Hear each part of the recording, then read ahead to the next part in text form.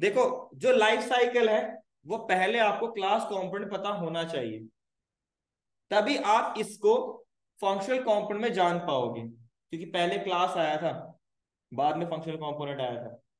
मानता हूं कि फंक्शनल कंपोनेंट को अब ज्यादा एम्फसाइज किया जा रहा है, ठीक है, फंक्शनल कंपोनेंट को ज्यादा एम्फसाइज किया जा रहा है, बट जो क्लास कंपोनेंट था वो पहले आया था, ठीक है।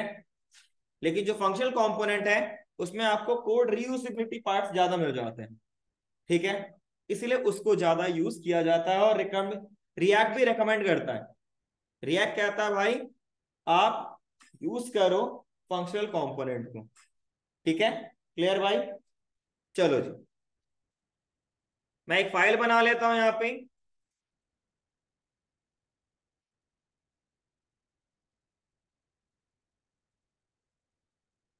Functional component dot JSX RFC, ठीक है भाई, क्लियर है।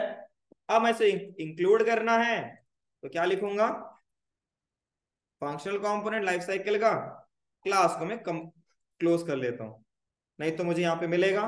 मैंने यहाँ पे इंस्टॉल नहीं किया है, तो npm इंस्टॉल कर लेते हैं और उसके बाद फिर npm स्टार्ट, ठीक है भाई। थोड़ा वेट कर लीजिए, कुछ पूछना है,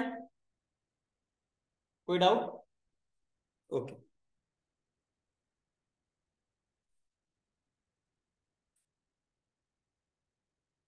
आज ही के लिए था 10 बजे, ठीक है, कल से 9:30 बजे ही है।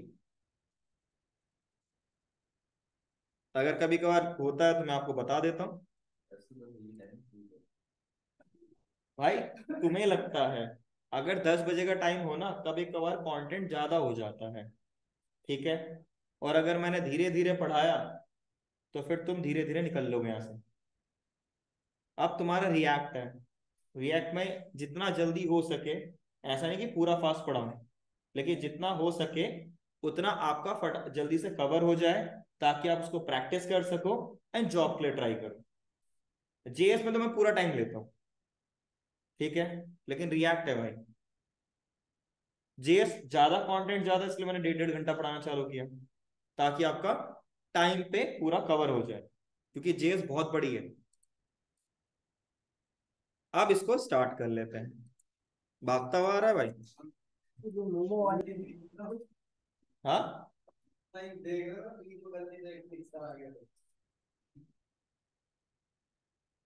तुम्हारा नाम क्या है? अच्छा, तुम ही हो विकास? आ गया था, ऑनलाइन देख रहा था, बढ़िया।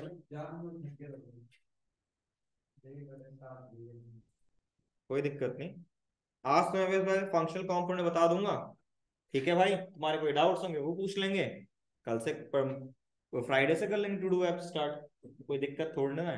मेन आपका है कि आपको समझ में आए, जो चीज मैं आपको बताना चाहता हूँ, लाइफ साइकिल, वो बहुत इंपॉर्टेंट है भाई। पूरी, आप बोलो रिएक्ट की नींव जो है वो इस पे टिकी हुई है, ठीक है, और हर इंटरव्यू में हमेशा पूछा जाता है लाइफ साइकिल। चलो भाई, स्टार्ट हो चुका है और ये भी आपका चल रहा है, ठीक है। अब सबसे पहली बात, ये फंक्शनल कंपोनेंट है, यहाँ पे कोई क्लास कंपोनेंट तो नहीं है, तो कंस्ट्रक्टर नहीं है, ठीक है, क्लियर। पहली चीज, क्योंकि जब ये कॉल होगा तो ऑटोमेटिकली क्या हो जाएगा, मैंने इसको लिखा लॉग, और उसके बाद यहां पे लिख दिया मैंने आपके पास लेट्स से टेस्टिंग, ठीक है।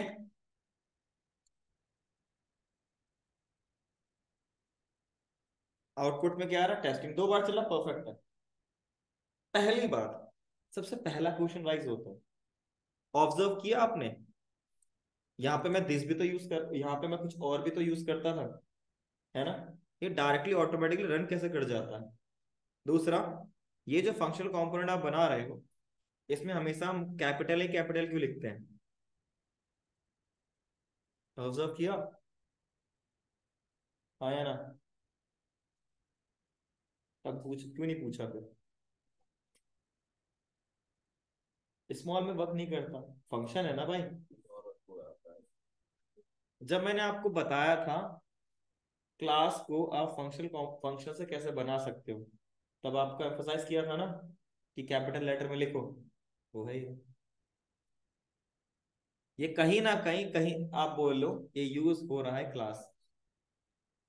ठीक है भाई, बस तरीका ऐसा है कि आपको ये फंक्शनैलिटी ज्यादा दे देता है। ठीक है, क्लियर भाई? कोई डाउट? आगे बढ़े, चलो जी। तो जैसे ही मैंने यहाँ पे इसको वो किया, इंस्टांस बनाया, डायरेक्टली आपका चल गया। ठीक है, तो ये आपका टेस्टिंग कहला गया। ठीक है, आपका आउटपुट आ गया। यहाँ पे कोई कंस्ट्रक्टर तो है नहीं। और जब हमने पढ़ा था, क्या पढ़ा था भाई? ES5 में क्लास को क्रिएट करना। ठीक है, तो जो फंक्शन था वो खुद ही कंस्ट्रक्टर था, है ना? क्लास जो था वो खुद ही एक कंस्ट्रक्टर था, तो डायरेक्टली खुद ही चल गया, तभी तो ये चल गया। अदरवाइज कहाँ चलता है ना भाई? क्लियर है? चलो जी, ये भी बात समझ में आई। उसके बाद यहाँ पे कोई इनहेरिटेंस तो आप कर नहीं रहे, आपके पास यहाँ पे कोई मेथड तो अवेलेबल है नहीं, कंपोनेंट माउंट, कंपोनेंट अपडेट। ठीक है, नहीं तो आपको स्टेट भी तो मिलता, प्रॉप्स भी तो मिलता, है ना भाई? वो सारी चीजें मिलती। तो यहाँ पे अगर आप कंपोनेंट लाइफ साइकिल की बात करो यूज उसमें फंक्शनल कंपोनेंट में, तो आपको बस एक ही हुक मिलता है। हुक मतलब जिसपे पास फंक्शनैलिटी होती है, राइट? जो काम आप क्लास कंपोनेंट में कर रहे हो ना, वही काम अगर आपको इस पे अचीव करना है तो आप हुक यूज करोगे। हुक के बहुत फायदे हैं। ठीक है भाई, क्लास कंपोनेंट में दिक्कत आती है, इसमें आपको दिक्कत नहीं आएगी, बहुत रेयरली आएगी दिक्कत। चलो दीदी, तो यहां पे एक हुक है जिसका नाम है यूज इफेक्ट। जो काम कंपोनेंट माउंट, कंपोनेंट अपडेट, ठीक है, गेट स्नैपशॉट लेना हो, शूट कंपोनेंट अपडेट करना हो, वो सारे काम ये अपने आप कर लेता है। शूट कंपोनेंट अपडेट और गेट स्नैपशॉट, उसमें और कंपोनेंट विद अनमाउंट, इससे आप इनडायरेक्टली वो अचीव कर लेता है। बट आप इससे क्या कर सकते हैं achieve? Component mount, component update. ठीक है भाई, ये दो चीज को आप अचीव कर सकते हो। ठीक है, तो आपके पास हुक जो अवेलेबल है वो अवेलेबल है यूज इफेक्ट।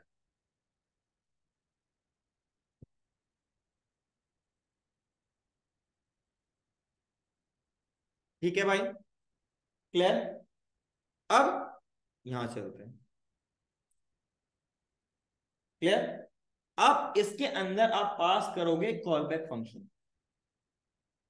तो मैंने इसको कॉल बैक दिया, मैं यहाँ पे फ्लैट एरर फंक्शन दे रहा हूं, आप चाहो नॉर्मल फंक्शन देना चाहो दे सकते हो। ठीक है, यहाँ पे कोई इशू आता नहीं है।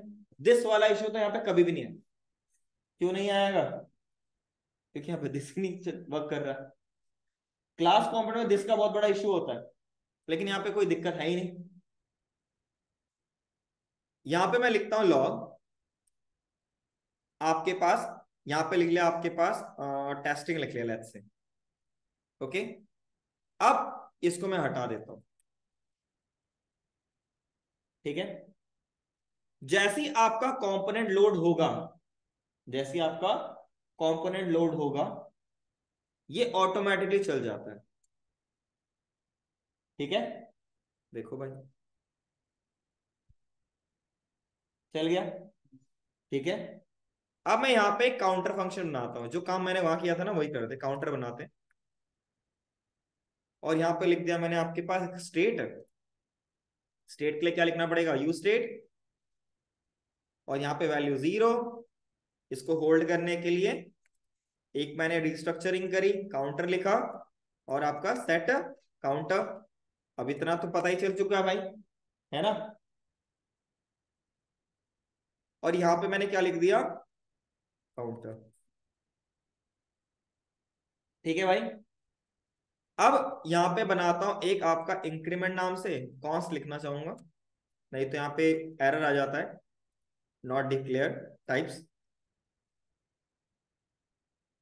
और यहाँ पे लिख रहा सेट काउंटर, काउंटर प्लस, और यहाँ पे लिख दिया मैंने बटन, ठीक है। और यहाँ पे लिख दिया मैंने इंक्रीमेंट ऑन क्लिक, ठीक है। और यहाँ पे लिख दिया मैंने आपका इंक्रीमेंट परफेक्ट, ठीक है भाई। अब हम आगे बात करते हैं। मैंने इसको सेव किया, अब यहाँ चले, इसको मैंने रिलोड किया, इस पर देखो क्लिक कर रहा हूं मैं, क्या हो रहा है? जैसे ही मैं क्लिक कर रहा हूं काउंटर की वैल्यू चेंज हो रही है, यूआई में री रेंडर भी हो रहा है। तो जितनी बार आपका यहाँ पे काउंटर में जो भी चेंजेस हो रहे हैं या कंपोनेंट में कुछ भी चेंज हो रहा है जिससे री रेंडरिंग हो रहा है, ऑटोमेटिकली आपका यूज इफेक्ट भी चल रहा है, ठीक है। अगर आप इस तरीके से लिखते हो तो ये बन जाता है component dead update, component dead update, ये फंक्शन बन जाता है।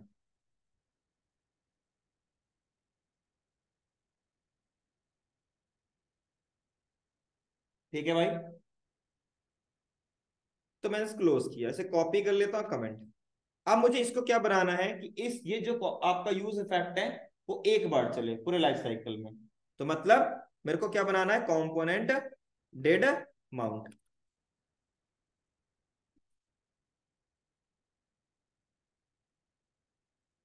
तो उसके लिए मुझे क्या करना पड़ेगा, यहाँ पे एक दूसरा आता है, उसमें आप पास करोगे डिपेंडेंसी, ठीक है।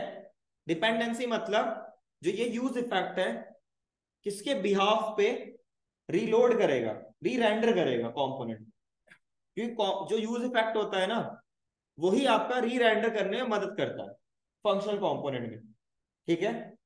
अगर आपने यहाँ पे ब्लैंक कर दिया, ठीक है, देखो री रेंडर हो जाएगा, स्टेट की वैल्यू चेंज होगी तो ऑटोमेटिकली यूआई में भी इंपैक्ट आएगा, ठीक है। बट अब ये बन जाएगा कंपोनेंट डेड माउंट।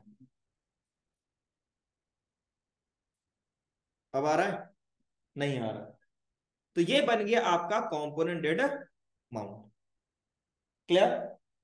अब मुझे क्या करना है, हमने क्या किया था, ये चीज अचीव करी थी भाई, अगर आप नोटिस करोगे ये चीज अचीव करी थी सॉर्ट ऑफ, ठीक है।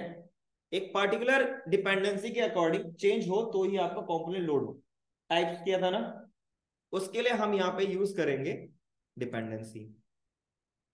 अब लिखा मैंने काउंटर, सेव किया, इसको रिलोड कर दिया। अगर काउंटर में कोई चेंज होगा तो ही यूज इफेक्ट दोबारा री रेंडर होगा, रीलोड होगा, री यूज होगा, ठीक है भाई। तो जो काम आप यहाँ पे, अब ये डिपेंडेंसी हो गई, तो इसको मैं कट कर, इसको कॉपी कर लेता हूं, और यहाँ पे इसको हटा के मैं यहाँ पे लिखना चाहूंगा, मैं इसको ही लिख लेता हूं, इसको कॉपी किया और यहाँ पे लिख दूंगा विद डिपेंडेंसी,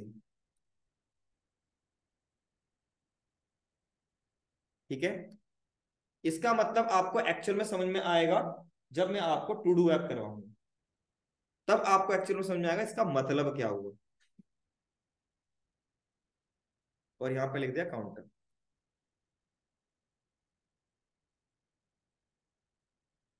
ठीक है भाई।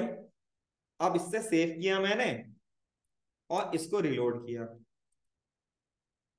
अब ये डिपेंडेंसी में अगर इसके अंदर चेंज हो रहा है तो ये दोबारा से चलेगा, अदरवाइज नहीं चलेगा।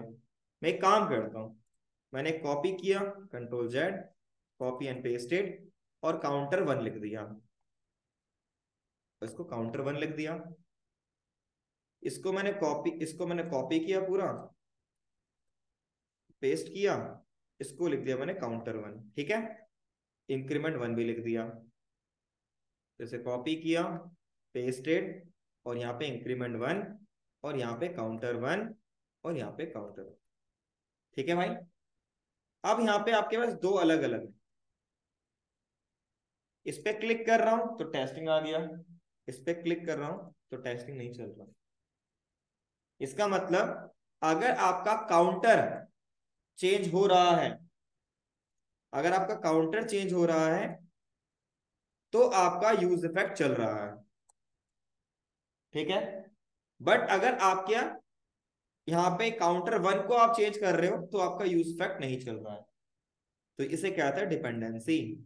कि बताना कि किसके बिहाफ पे आपको री रेंडर करना है इसको। ठीक है। क्लियर? ऑनलाइन में क्लियर भाई?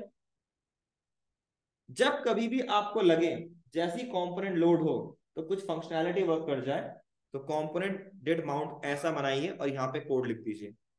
चाहे आपको सेट चेंज करना हो, सेट काउंटर की वैल्यू चेंज करना हो, कुछ भी करना कर लीजिए, वर्क कर जाएगा। ठीक है। नॉर्मली सेट स्टेट को हम यहाँ पे यूज नहीं, सेट काउंटर को हम यहाँ नहीं लिख सकते बाहर, हम इसके अंदर उसको लिख सकते हैं। ठीक है। क्लियर? कोई डाउट? इसको प्रैक्टिस में देखेंगे जब हम यहाँ पे टू डू ऐप बनाएंगे, पूरा समझ में आ जाएगा। बस अभी ये तीन याद रखो कि अगर आपको डिपेंडेंसी के तौर पे इसको चेंज करना है, इसको रिलोड करना है, तो आपको यहाँ पे डिपेंडेंसी स्क्वायर ब्रैकेट में पास करनी पड़ेगी। जो काम हमने कंपोनेंट अमाउंट में किया है वो आपका स्क्वायर ब्रैकेट ब्लैंक रख दीजिए। ठीक है। और अगर आप ऐसे लिखोगे तो ये बन जाएगा कंपोनेंट अपडेट, बार बार लिखो। ठीक है भाई? क्लियर? ऑनलाइन में क्लियर भाई?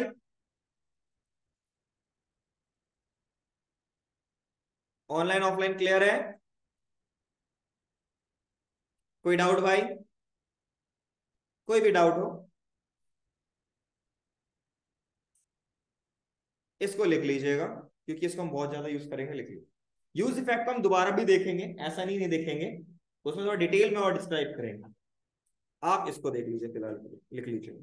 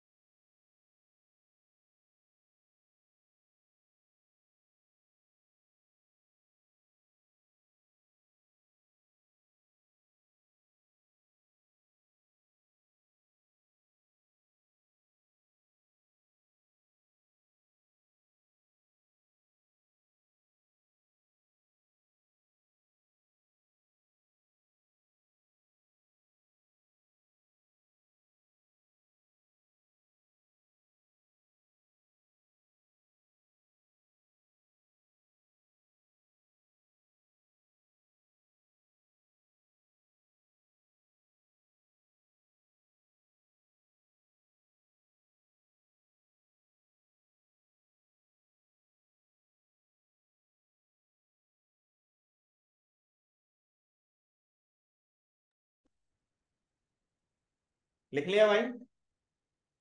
लिख लिया? नीचे करूं भाई अब? दे तो दिया नीचे।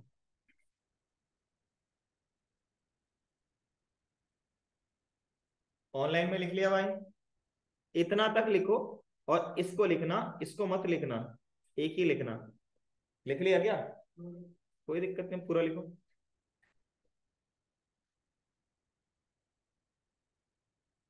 इसका एक्चुअल में इम्प्लीमेंटेशन आपको टू डू ऐप में पता चलेगा।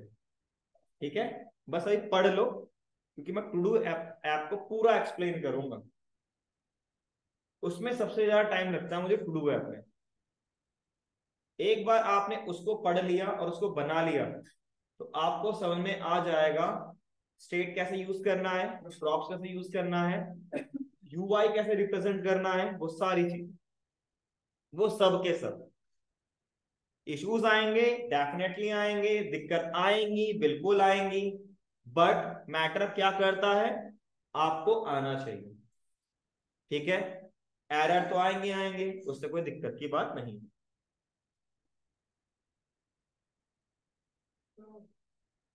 और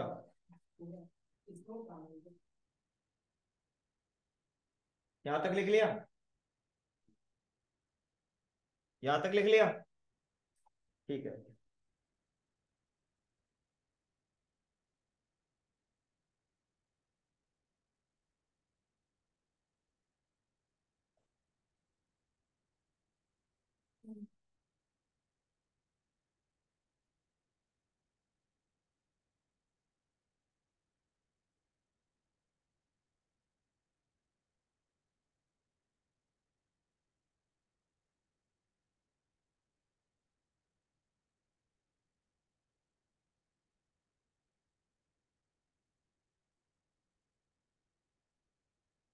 काफी कम स्टूडेंट्स हो गए भाई।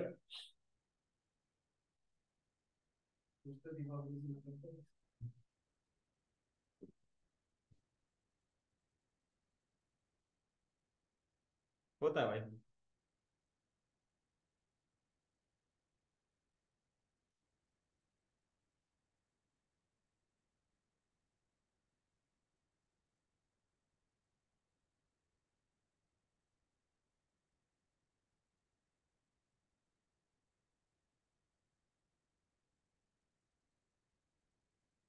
थोड़ा बहुत बूटस्ट्रैप को पढ़ लेना। ठीक है, क्लियर? थोड़ा बहुत, जिसका नोट जे सोचता है कि उसे तो मैं पढ़ाऊंगा पढ़ाऊंगा, लेकिन जिसको, जिसका मन है घर जाके थोड़ा बहुत कोई ट्यूटोरियल देखना हो, ट्यूटोरियल देख लो। थोड़ा बहुत बूटस्ट्रैप को पढ़ लेना, क्योंकि मैं आने वाले टाइम में बूटस्ट्रैप को बहुत यूज करूंगा। टू डू में भी बूटस्ट्रैप को यूज करूंगा। ठीक है, लेकिन वैसे बता रहा हूँ, थोड़ा बहुत बूटस्ट्रैप को पढ़ लीजिएगा। कुछ नहीं है, बिल्ड इन क्लासेस है, बिल्ड इन फंक्शनैलिटीज है, आपको उसको यूज करना है, दैट्स इट। कुछ है ही नहीं उसके अंदर।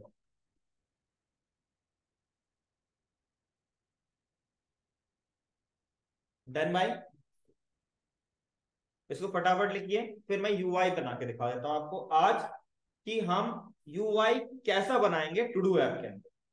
ठीक है, और कुछ नहीं।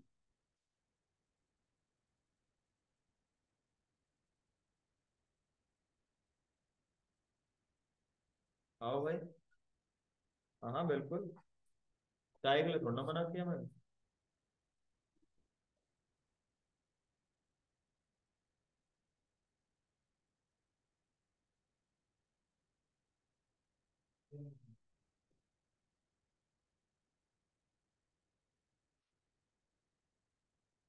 डन? लिख लिया भाई? ऑनलाइन में सबने लिख लिया?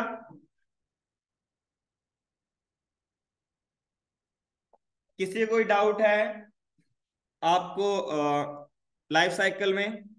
कोई भी डाउट? कोई भी डाउट हो लाइफ साइकिल में? कोई भी doubt? All clear? All clear है ना? कोई डाउट हो, घर में जाके प्रैक्टिस किया था? किया था? शकल नहीं बता रही। चिंता ना करो, टाइम आएगा, टू डू ऐप नहीं समझ में आएगा।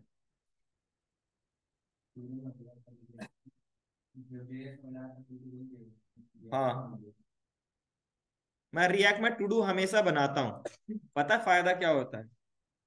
अगर आपने टू डू ऐप बना लिया, प्रॉप्स, स्टेट और कंपोनेंट सब खत्म, दिमाग में बैठ जाएगा। लेकिन अगर आपने टू डू ऐप नहीं बनाते हो, कुछ और फंक्शनैलिटी बना, जैसे यूआई बना ले रहे हो डायरेक्ट, उससे आपको कभी बेसिक समझ में नहीं आएगा।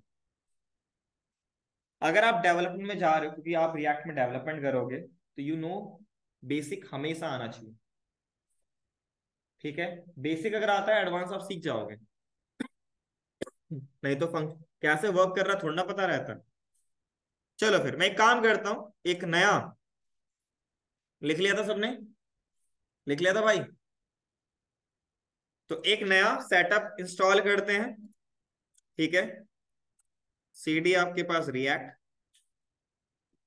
और यहां लिखूंगा npx create react ऐप, और यहां पे लिख दूंगा मैं टू डू ऐप। ठीक है भाई, एक नया सेटअप करेंगे, बिकॉज जब आप कोई भी, मैं यहाँ पे कोई भी एक नया चीज बताऊंगा आपको, उसके लिए एक नया सेटअप इंस्टॉल करवाऊंगा, ताकि पूरा कोड आपको उसी से रिलेटेड मिले। फंक्शनैलिटी के लिए तो my first app he use करूंगा, कि जब फंक्शनैलिटी कुछ बता रहा हूँ। लिख लिया था इसने, शकल ऐसे बना रही थी।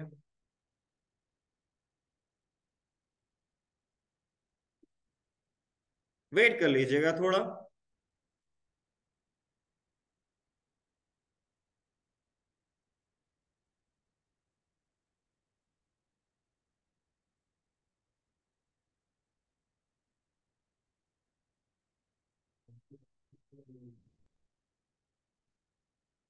क्या बता भाई, मैं भी हंस लूं।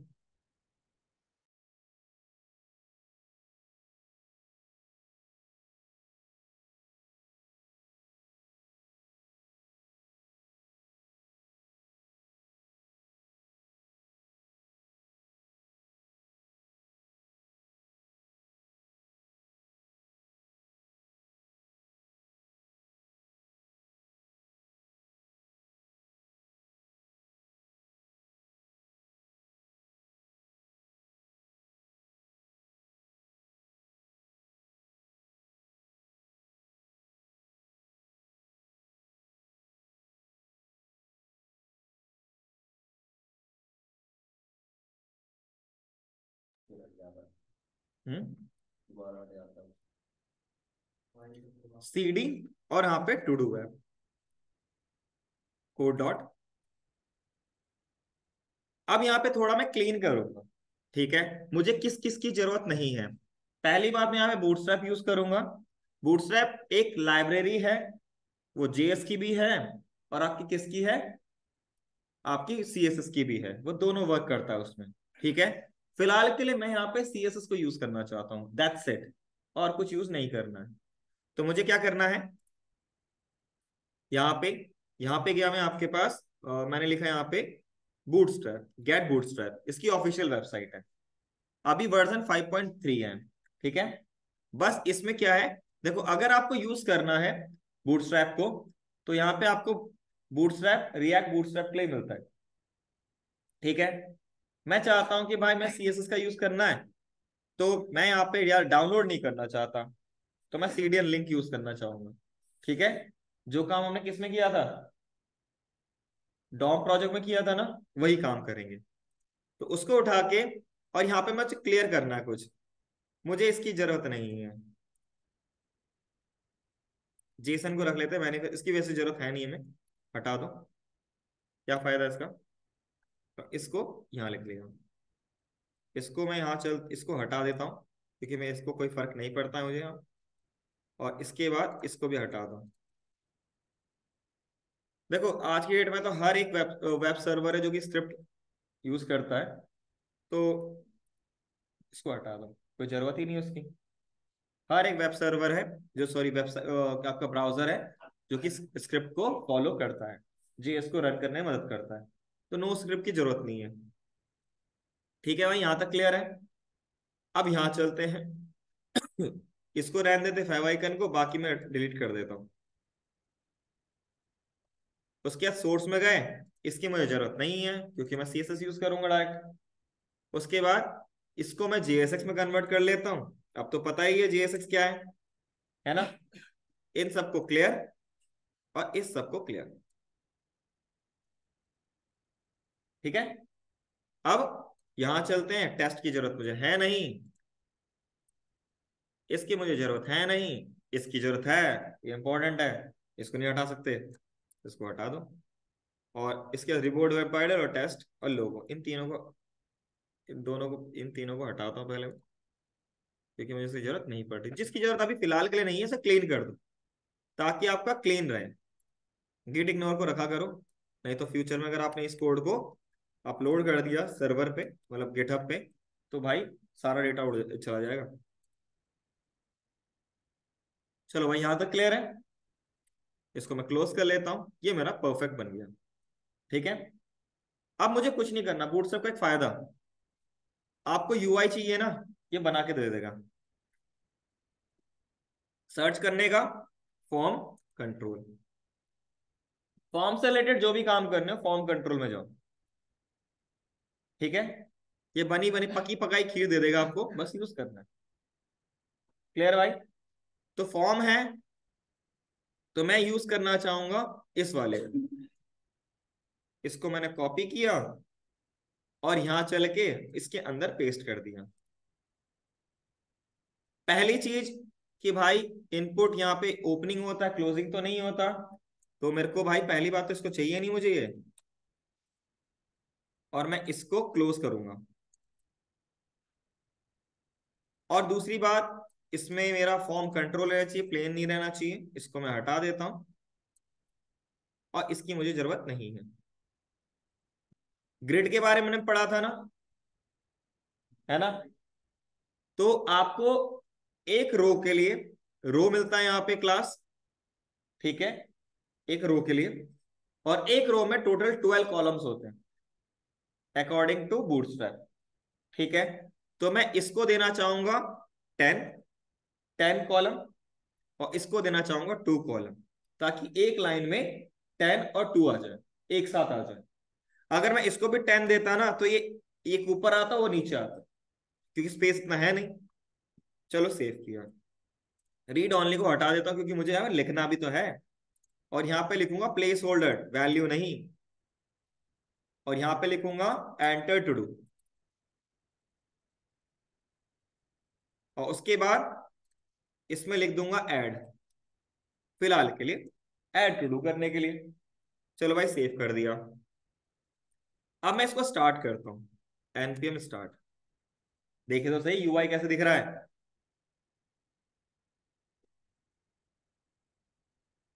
ब्लॉक कोड के बारे में याद है? ब्लॉक कोड याद नहीं है? बेहतरीन। याद है टैग पढ़ाया था ब्लॉक कोड? अगर आप, ब्लॉक कोड होता था एक टैग, जब हम उसको यूज करते थे ना, तो कंटेंट को मिडिल में लेके आता था, लेफ्ट और साइड राइट में थोड़ा स्पेस देता था। ठीक है, अगर आपको लेफ्ट और राइट में, देखो अभी ये चिपका हुआ है ऊपर टॉप में, ठीक है, अगर आपको इसको स्पेस देना हो लेफ्ट टू राइट से, तो भाई मैं यहाँ पे देना चाहूंगा, लिखूंगा कंटेनर। ठीक है, ये क्या करेगा, लेफ्ट और साइड में, लेफ्ट और राइट साइड में थोड़ा स्पेस दे देगा इक्वली, और कंटेंट को बीच में ले आएगा। अब देखो स्पेस आ रहा ना, पहले चिपका हुआ था यहाँ पे कोने पे। क्लियर। उसके बाद मुझे टॉप से थोड़ा स्पेस देना है। ठीक है, तो मैं यहाँ पे लिख सकता हूँ MT, और इसमें टोटल 5 वैल्यूज होती हैं 0 से लेके 5 तक। मैं यहाँ पे 4 देता हूँ। मार्जिन टॉप, MT का मतलब क्या, मार्जिन टॉप। MB का मतलब मार्जिन बॉटम। ठीक है भाई, एक मार्जिन स्टार्ट होता है, मार्जिन एंड होता है, वो लेफ्ट और राइट के लिए होता है। ठीक है, चलो जी। अब ये बन गया मेरा यूआई तैयार, बढ़िया। लेकिन एक चीज कमी है इसमें, क्लास नेम।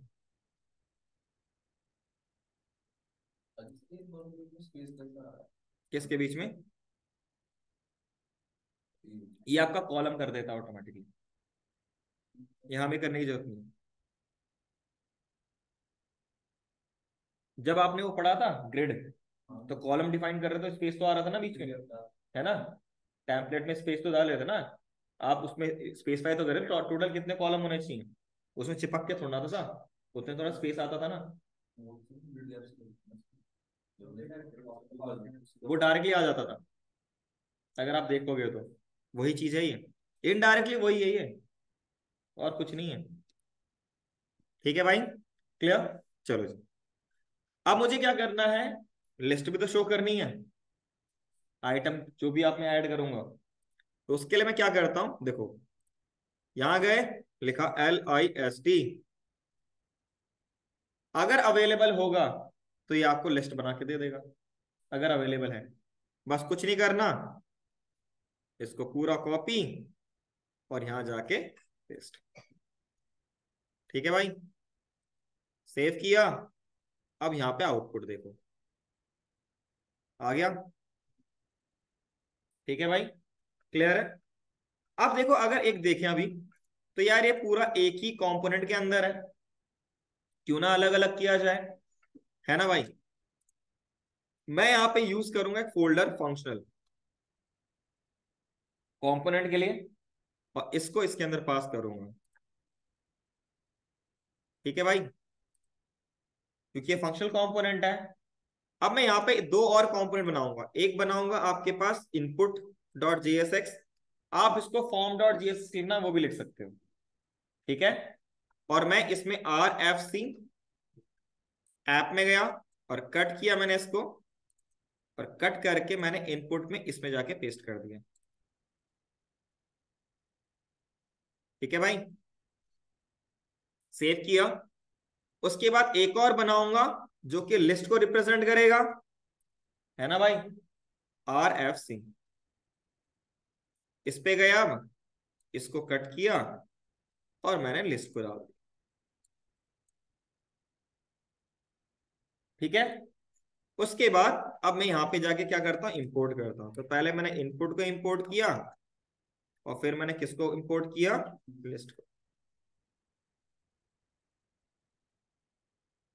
सेव किया, आउटपुट में देखते हैं, परफेक्ट। तो अब आपका स्ट्रक्चर डिक्लेयर हो, जो स्ट्रक्चर है वो बन चुका है टू डू ऐप का। अब जैसे जैसे हम इस पे काम करेंगे वैसे उसमें आइटम ऐड करना हो, कुछ भी करना हो वो करेंगे। ठीक है, तो ये प्रोसेस रहेगा। मैं आपको यहाँ पे to do app class component में भी और फंक्शनल कंपोनेंट दोनों में बना के दिखाऊंगा। ठीक है भाई, फिर उससे आप टैली कीजिएगा, आपको इजियर किस में लग रहा है, फंक्शन में लग रहा है या क्लास कंपोनेंट में लग रहा है। क्लियर। तो आज का टास्क क्या रहेगा, जितना आपने देखो अभी तक जितना मैंने आपको बताया है, अगर आपने उसको रट लिया है, you have a knowledge of that component, props, state, component life cycle, तो टू डू ऐप में आपको दिक्कत नहीं आएगी, मैं लिख के दे रहा हूं। बट अगर आपने ये चार चीजों को नहीं पढ़ा है तो टू डू ऐप सर के ऊपर से जाएगा। ठीक है, और अगर आपको टू डू ऐप आना चाहिए, मतलब आपको कोड करना उस पर वर्क करना है, तो आपको इसकी नॉलेज होनी ही होनी चाहिए। क्लियर। टू डू ऐप जिसको आ गया उसे तीन चीज चार चीजें तो पक्का आ जाएंगी, कंपोनेंट कैसे बनाना है, स्टेट कैसे यूज करना है, प्रॉप्स कैसे यूज करना है, और कंपोनेंट लाइफ साइकिल के बारे में, कंपोनेंट एक्चुअल में वर्क कैसे कर। क्लियर भाई, ऑनलाइन में क्लियर, ऑनलाइन में क्लियर भाई। कोई भी डाउट है आपको, कुछ पूछना है, कोई भी डाउट हो, कोई भी डाउट है, तो आज के लिए मैं इतना ही करता हूं। टू डू ऐप को हम नेक्स्ट क्लास में बनाएंगे। ठीक है भाई, जो चीज मैं आपको करके दिखाऊंगा उसको आपको प्रैक्टिस करना है। ठीक है, टू डू में मैं 2 या 3 दिन लेता ही लेता हूं, बेस्ड ऑन योर रिस्पॉन्स। जैसा तुम्हारा रिस्पॉन्स आएगा उस हिसाब से मैं थोड़ा डिले करता हूँ। टू डू ऐप ऐसा है स्टार्टिंग वाला जिसमें मैं हमेशा टाइम लेता हूँ, और मैं आपको यहाँ पे एम्फोसाइज करता हूँ, फोकस करता हूँ कि हर कोई यहाँ पे कोड करेगा। ठीक है भाई, अदरवाइज खुद आप रिजल्ट दे सकते हो। क्लियर। चलो फिर आज के लिए एक बार इसको बटन को सेम लिंक में डालना, इसमें डालना है। इनपुट वाले लिंक में अलग से बटन।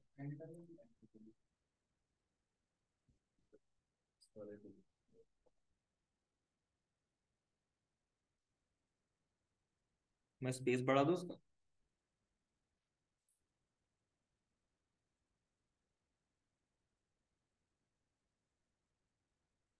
क्लियर?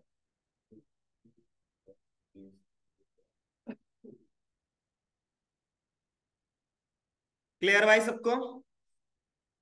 ऑनलाइन में क्लियर है ना? तो अभी तक हमने दो चार ही चीज पढ़ी है आपकी रिएक्ट की। अब उसको यूटिलाइज करेंगे, यूज करेंगे, ठीक है? तो इसको पढ़े, एक दिन का आपके पास टाइम भी है, उसको जितना हो सकता है पढ़े, और जितना हो सकता है मैं रेकमेंड करूंगा खुद से बनाए टूडू ऐप। मेरे साथ तो बनाए बनाए, साथ में आप खुद से ही बनाए। एक दिन का टाइम है तो घर पे जाके खुद प्रैक्टिस कर लो, क्या पता आपसे खुद बन जाए। ठीक है? क्लियर? चलो आज के लिए इतना ही।